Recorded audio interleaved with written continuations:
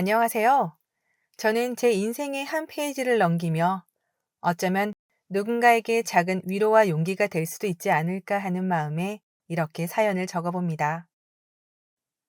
저는 작은 번역회사를 운영하며 홀로서기에 제법 익숙해진 마흔을 코앞에 둔 여성입니다.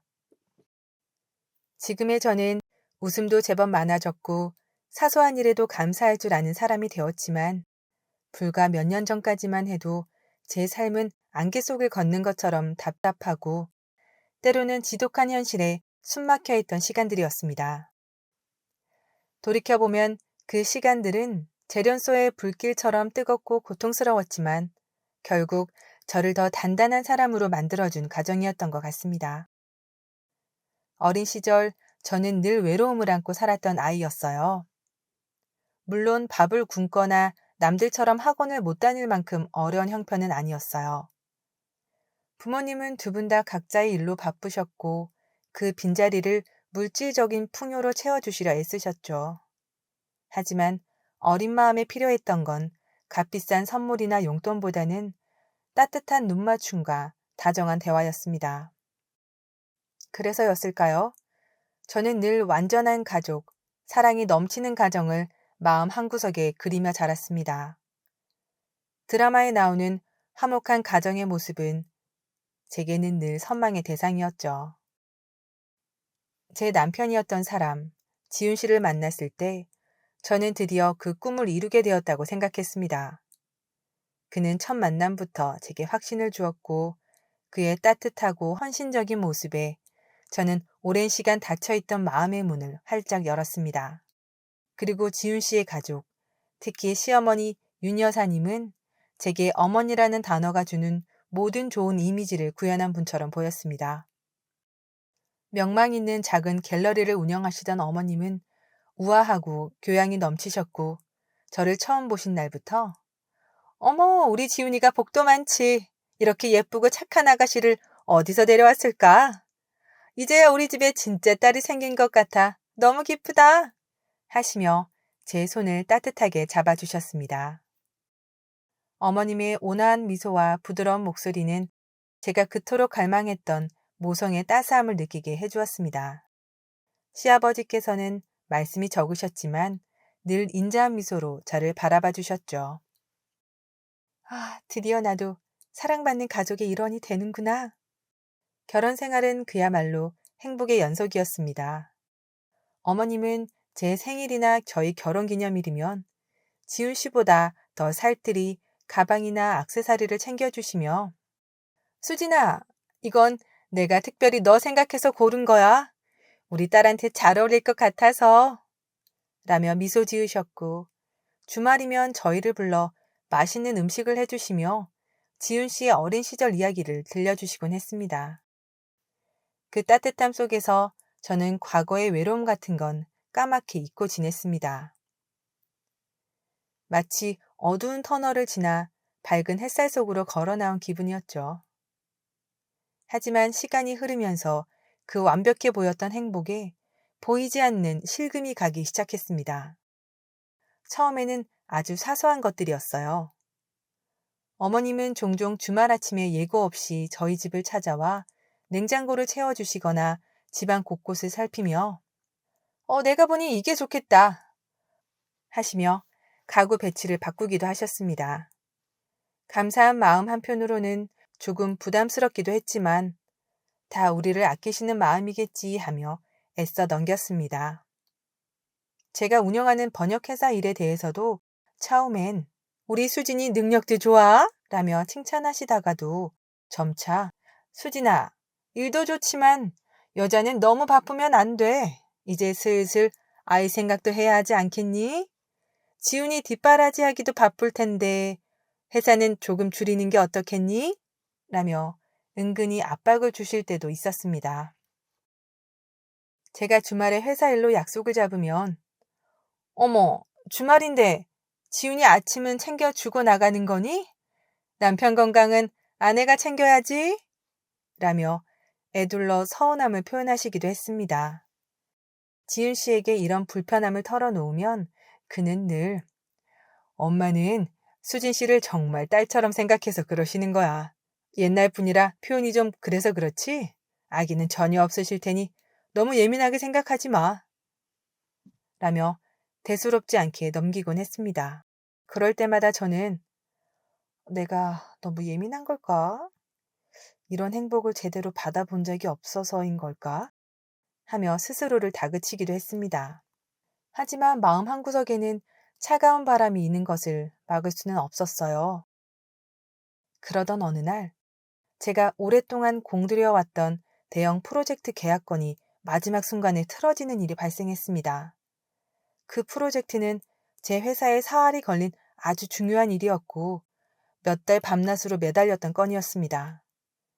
중요한 프레젠테이션을 하루 앞둔 날 저녁 갑자기 어머님께서 가슴이 답답하고 숨이 잘 안 쉬어져. 아무래도 급히 병원에 가야 할 것 같아. 하시며 다급한 목소리로 전화를 하셨습니다.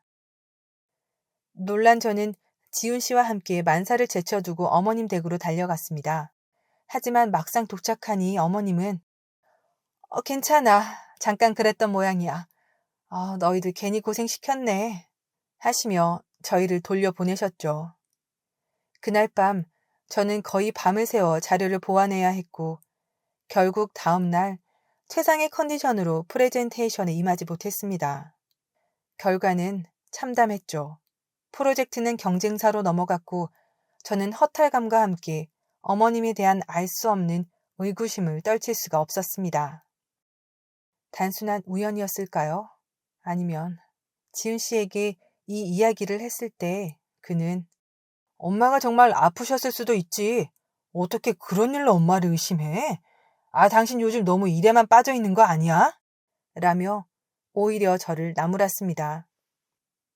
그의 눈빛은 차가웠고 그때 처음으로 지훈 씨가 그리고 이 결혼이 낯설게 느껴졌습니다. 마치 가면을 쓴 사람과 살고 있는 듯한 기분이었다고 할까요? 그 무렵 정말 우연한 기회에 어머님 갤러리에서 예전에 큐레이터로 일했었다는 은하 씨를 알게 되었어요. 그는 독립해서 작은 미술 컨설팅 회사를 운영하고 있었는데 업계 모임에서 만나 몇 번 이야기를 나눌 기회가 있었습니다. 제가 시어머니가 윤 관장님이라고 하자 은하 씨의 표정이 순간 미묘하게 변하는 것을 느꼈습니다. 어느 날 그녀와 단둘이 차를 마시게 되었는데 제가 요즘 시어머니와의 관계에서 알 수 없는 어려움을 느낀다고 털어놓자 은하 씨는 한참을 망설이다 조심스럽게 입을 열었습니다. 수진 씨, 윤 관장님, 겉으로는 정말 완벽하고 자상한 분처럼 보이시죠? 하지만 그분은 자신이 원하는 것을 얻기 위해서라면 타인의 감정이나 상황은 고려하지 않는 면이 있으세요. 특히 가족에게는 그 기대치가 더 높아서 당신의 뜻대로 움직여주길 바라시죠. 저도 비슷한 일을 겪고 그만뒀어요. 너무 깊이 믿거나 의지하지 않는 게 좋을 거예요. 그리고 혹시라도 중요한 결정을 내리실 때는 꼭 여러 번 확인하세요. 그녀의 말은 막연했던 제 불안감에 구체적인 형태를 부여하는 듯 했습니다. 가슴에 차가운 돌덩이가 내려앉는 기분이었죠. 은하 씨의 경고 이후 저는 어머님의 행동 하나하나를 더욱 유심히 지켜보게 되었습니다. 그리고 깨달았죠. 어머님은 저희 부부의 재정 상황에 대해 지나치게 자세히 알고 싶어 하셨고 지훈 씨를 통해 저희의 수입과 지출, 심지어 투자 계획까지 은근히 떠보셨습니다. 저희가 새로 투자하려던 작은 상가에 대해 더 좋은 투자처를 안다며 만류하시고는 얼마 후 그 상가를 어머님 지인의 아들이 계약했다는 소식을 들었을 때 단순한 우연으로 치부하기에는 석연치 않은 점이 너무 많았습니다. 어머님의 선한 조언들은 항상 어머님이나 어머님 주변 사람들에게 이로운 결과로 이어지는 듯 했습니다. 저는 점점 숨이 막혀왔어요. 남편에게 이런 의혹들을 조심스레 이야기했지만 그는 엄마는 그런 분 아니야. 당신이 오해하는 거야. 하며 완강하게 부정했습니다. 지훈 씨와의 대화는 줄어들었고 그가 제 편이 아니라는 생각에 깊은 외로움이 다시 저를 찾아왔습니다. 밤마다 잠을 이루지 못하고 뒤척이는 날들이 늘어갔어요. 결정적인 사건은 저희 부부가 처음으로 우리 힘으로 집을 장만하려 했을 때 터졌습니다. 몇 년 동안 악착같이 모은 돈과 대출을 합쳐 드디어 작지만 저희만의 보금자리를 마련할 수 있다는 희망에 부풀어 있었습니다. 마음에 드는 아파트를 찾아 계약하려던 바로 그 전날이었습니다. 어머님께서 저녁 식사 자리에 저희를 부르시더니 인자한 미소와 함께 말씀하셨어요. 얘들아, 너희 집 구하는 거 힘들지? 내가 마침 너희한테 꼭 맞는 집을 하나 찾아두었어. 위치도 좋고 너희 예산에도 맞을 거야. 워낙 급하게 나온 물건이라 내가 너희 이름으로 이미 가계약금 걸어두었으니 걱정 말고 이 집으로 해. 저희가 원래 계약하려던 집보다 가격은 조금 더 비쌌지만 어머님은 부족한 돈은 내가 얼마든지 보태줄 수 있어. 너희 첫 집인데 이 정도는 해주고 싶구나. 라며 저희를 안심시키셨죠. 하지만 은하 씨의 경고가 머릿속을 맴돌았습니다. 중요한 결정은 여러 번 확인하라. 다음날 저는 지훈 씨 몰래 어머님이 말씀하신 그 아파트의 등기부 등본을 떼어보았습니다. 심장이 미친 듯이 뛰었고 손이 가늘게 떨렸습니다. 그리고 서류를 확인하는 순간 저는 그 자리에서 얼어붙고 말았습니다. 온몸의 피가 차갑게 식는 것 같았습니다. 그 집은 이미 몇 달 전 어머님 명의로 구매되어 있었고 시세보다 훨씬 낮은 가격에 급매로 나온 물건이었습니다. 어머님은 저희에게 시세대로 돈을 받고 그 차액을 고스란히 챙기실 속셈이었던 겁니다. 저희의 첫집 장만의 꿈을 당신의 재테크 수단으로, 그것도 아주 교묘하게 이용하려 하셨던 거죠. 게다가 지훈 씨에게는 너희가 부담스러울까봐 일단 내 이름으로 한 것뿐이야. 잔금 치르면 바로 너희 공동 명의로 바꿔줄게. 이렇게 이미 이야기해둔 상태였습니다. 순진한 지훈 씨는 그 말을 철석같이 믿고 있었고요. 그동안 느꼈던 모든 불안감과 의심들이 하나의 거대한 퍼즐처럼 맞춰지며 어머님의 이중적인 모습이 섬뜩하게 다가왔습니다. 그날 밤 저는 떨리는 손으로 등기부 등본과 제가 조사한 시세 자료들을 지훈 씨 앞에 내밀었습니다. 지훈 씨, 이게 대체 어떻게 된 일이야? 어머님이 우리한테 어떻게 이러실 수 있어? 제 목소리는 분노와 절망으로 갈기갈기 찢겨져 나왔습니다. 지훈 씨는 서류들을 한참 동안 들여다보더니 믿을 수 없게도 이렇게 말했습니다. 수진아, 뭔가 착오가 있었을 거야. 엄마가 우리한테 일부러 손해를 입히실 분은 아니잖아? 당신이 너무 예민하게 받아들이는 것 같아. 일단 엄마랑 다시 한번 차분히 이야기해보자. 당신이 너무 공격적으로 나가면 엄마 상처받으셔. 그의 눈빛은 흔들렸지만 그는 여전히 어머니를 감싸고 있었습니다. 그 순간 제 안에 무언가가 완전히 부서져 내렸습니다. 이 사람은 평생 내 편이 되어줄 수 없겠구나. 이 사람은 자신의 어머니가 만들어 놓은 견고한 성 안에서 한 발자국도 빠져나올 생각이 없는 사람이구나. 저는 그동안 제가 붙잡고 있었던 것이 얼마나 허상이었는지, 얼마나 위태로운 기반 위에 세워진 행복이었는지 처절하게 깨달았습니다. 사랑이 넘치는 가족, 저를 아껴주는 시어머니, 든든한 남편, 모든 것이 신기루였습니다. 그날 밤 저는 거실 소파에서 뜬 눈으로 밤을 새웠어요. 안방에서 들려오는 지훈 씨의 고른 숨소리가 그토록 낯설고 멀게 느껴질 수 없었습니다. 며칠 후 저는 이대로는 살 수 없겠다고 결심했어요. 먼저 은하 씨에게 연락해 모든 사실을 털어놓았고 그녀는 제 이야기에 깊이 공감해 주었습니다. 수진 씨, 이제라도 알게 돼서 정말 다행이에요. 윤 관장님은 아마 인정하려 하지 않으실 거예요. 하지만 수진 씨, 자신을 지켜야 해요. 하며 용기를 주었습니다. 그리고 그녀는 과거 자신이 겪었던 비슷한 일과 그때 모아두었던 자료들 중 혹시 도움이 될 만한 것이 있을지 찾아보겠다고 했습니다. 저는 변호사를 선임했어요. 이혼을 결심하는 것은 제 살을 도려내는 것만큼이나 고통스러웠지만 더 이상 제 자신을 기만하며 살 수는 없었습니다. 변호사와 상담하며 어머님의 기만적인 행동들과 그동안 저를 정서적으로 학대해왔던 정황들을 차분히 정리했습니다. 부동산권은 명백한 증거가 있었고 과거의 다른 사건들도 은하 씨의 도움과 제 기록을 통해 정황 증거를 확보할 수 있었습니다. 가장 힘든 일은 시어머니, 아니 윤명숙 여사를 직접 대면하는 것이었습니다. 저는 지훈 씨에게 이혼 의사를 통보했고 그와 함께 윤 여사를 찾아갔습니다. 윤 여사님은 제 이혼 선언에 처음에는 놀란 듯 했으나 이내 냉정을 되찾고 특유의 우아하지만 차가운 표정으로 저를 바라보았습니다. 제가 부동산 문제를 언급하며 증거 자료를 내밀자 그녀는 잠시 당황한 기색을 보였지만 수진아, 네가 뭘 오해하고 있는 모양이구나. 나는 다 너희를 위해서 그런 거란다. 내 명의로 한 건 절차를 간소화하고 세금 혜택을 좀 보려 했던 것뿐이야. 절대 너희에게 손해를 끼치려 한 게 아니지. 내가 내 아들 부부에게 왜 그러겠니? 라며 눈물까지 글썽였습니다. 하지만 저는 더 이상 그녀의 연기에 속지 않았습니다. 어머님, 이제 그런 말씀은 통하지 않아요. 제가 확인한 모든 자료들이 어머님의 의도를 명백히 보여주고 있잖아요. 이건 단순한 오해가 아니라 명백한 기만 행위세요. 그리고 이 일뿐만이 아니죠.